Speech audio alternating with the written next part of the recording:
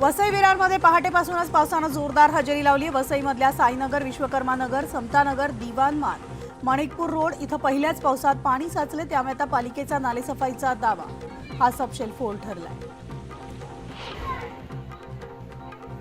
पश्चिम रेल्वेच्या वाहतुकीवर पावसाचा परिणाम झालेला पाहायला मिळतोय। बोरिवली स्थानकातून चर्चगेटकडे जाणारी लोकल वाहतूक उशिरानं सुरू आहे। मावळमध्ये मान्सूनचं जोरदार आगमन झाले। रात्रभर मुसळधार पाऊस झाल्यामुळे नागरिकांना उकाड्यापासून दिलासा मिळालाय, तर पश्चिम महाराष्ट्रात पावसाचा ऑरेंज अलर्ट जारी करण्यात आला।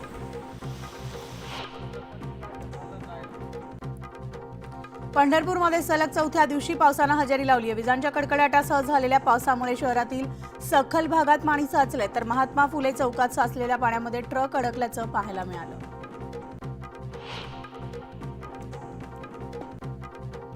मीरा भाईंदर परिसरातील मुसळधार पावसाला सुरुवात झाली। पहाटेपासूनच मेघगर्जनेसह मुसळधार पाऊस सुरू असून नागरिकांना उकाड्यापासून दिलासा मिळाला।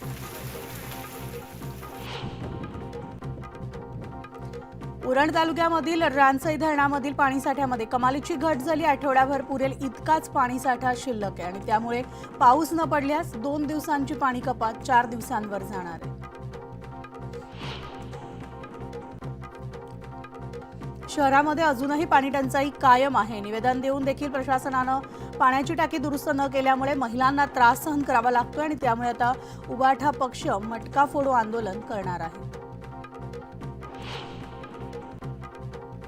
नवी मुंबईमधल्या वाशी येथील छत्रपती शिवाजी महाराज चौकामध्ये भाजपने जल्लोष केलाय। एनडीए सरकार हेच नाही तर पुढील 5 वर्ष देखील पूर्ण करेल असं वक्तव्य माजी खासदार संजीव नाईक यांनी केलं।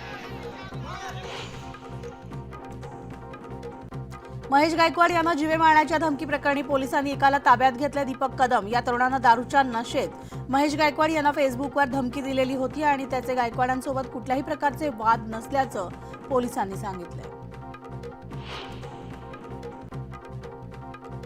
उल्हासनगरच्या कॅम्प नंबर 3 मार्गावर एका बाईकला मागून येणाऱ्या बाईकस्वारानं जोरदार धडक दिली। त्यानंतर धडक देणाऱ्या तरुणांनी वाद घालत भोला चव्हाण या तरुणावर चाकूनं जीवघेणा हल्ला केलाय।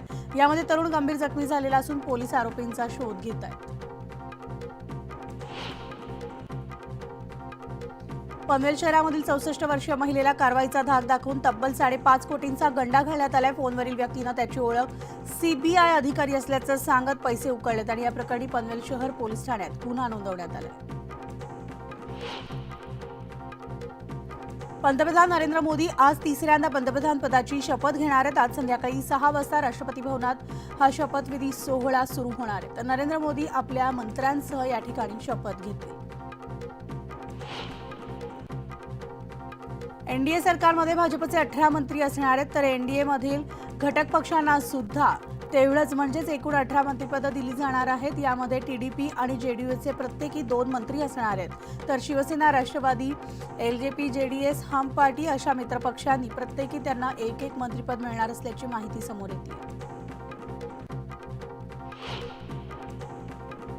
शपथविधी सोहळ्यानिमित्तानं राजभवन परिसरामध्ये विमानांना हवेत गिरट्या घालण्यास बंदी असणार आहे। शपथविधीच्या पार्श्वभूमीवर दिल्लीमध्ये कलम 144 लागू करण्यात आलेला असून मोदींच्या शपथविधी आधी नो फ्लाय झोन घोषित करण्यात आला।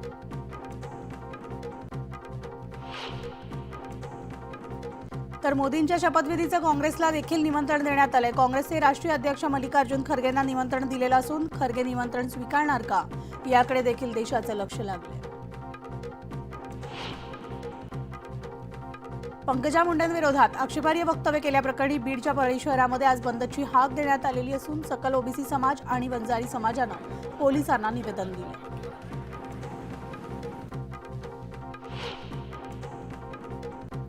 तर निवडणुकीमध्ये जय पराजय होत असतात सोशल मीडियावर वातावरण दूषित करू नये असं आवाहन धनंजय मुंडे यांनी केलं आणि आपल्या सामाजिक सलोखा सौहार्द जपण्याची जबाबदारी आता प्रत्येक बीड जिल्हावासियांची आहे असंही मुंडे म्हणाले।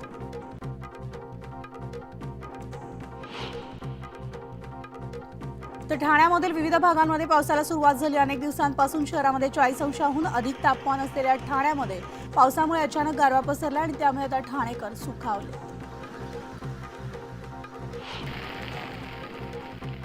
मुंबई अहमदाबाद रस्ता नायगावजवळ खचलाय, त्यामुळे नायगाव भाईंदर दरम्यान वाहतूक अडकली असून दोन्ही बाजूची वाहतूक बंद झालेली आहे।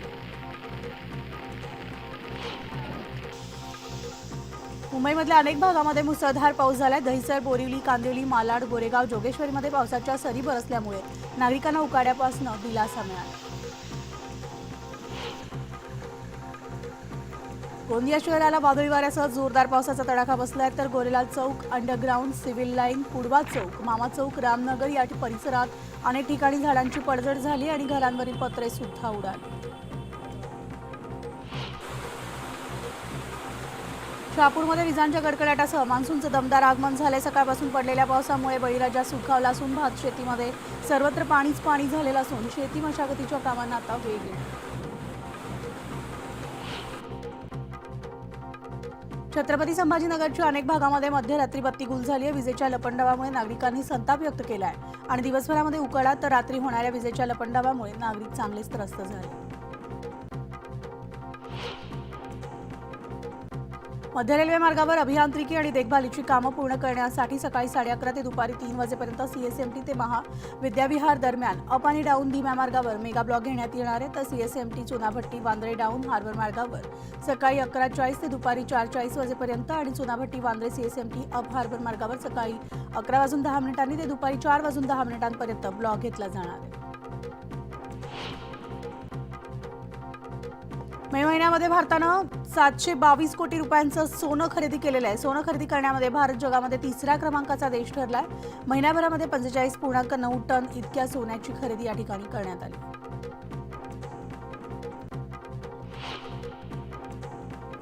मे महिन्याप्रमाणे जून महिन्यात सुद्धा लग्नाचा धुमधडाका सुरू असून या लग्नसराईच्या खरेदीसाठी बाजारपेठामध्ये होणारी गर्दी सुद्धा कायम आहे. सोन्याच्या भावानं 72,000चा पल्ला गाठून सुद्धा सराफ बाजारात तेजी पाहायला मिळते. देशात लवकरच आता उपग्रह आधारित इलेक्ट्रॉनिक टोल संकलन प्रणाली लागू केली जाणार आहे. जीएनएसएस आधारित इलेक्ट्रॉनिक टोल संकलनामुळे अधिक कार्यक्षम टोल संकलन होणार आहे.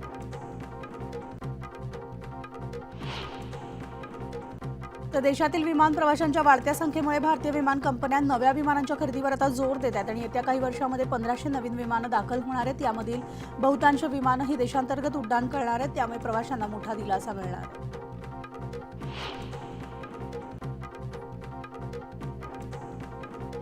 पवई तलावामध्ये होणारे प्रदूषण रोखण्यामध्ये मुंबई महापालिकेला यश आले आणि या तलावामध्ये 15 मार्गाद्वारे सांडपाणी मिसळत होतं. त्यापैकी बहुतांश मार्ग बंद केलेले असून तलाव परिसराचा विकास आणि पुनरुज्जीवन करण्यासाठी पालिकेनं कृती आराखडा तयार केला.